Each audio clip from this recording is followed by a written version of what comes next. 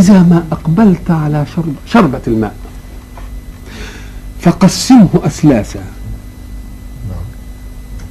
اشرب أول جرعة وقل بسم الله واشربها، ثم انتهي من الجرعة وقل الحمد لله، وابتدئ الجرعة الثانية وقل بسم الله، وانتهي منها وقل الحمد لله، ثم اختم بالثالثة وقل بسم الله، واختمها بقولك الحمد لله. إذا أخذت شربة ماء بهذه الطريقة التي نقلت عن رسول الله صلى الله عليه وسلم، طالما كان في جوفك ذلك الماء فلن تحدثك ذرة بمعصية الله. لا إله إلا الله.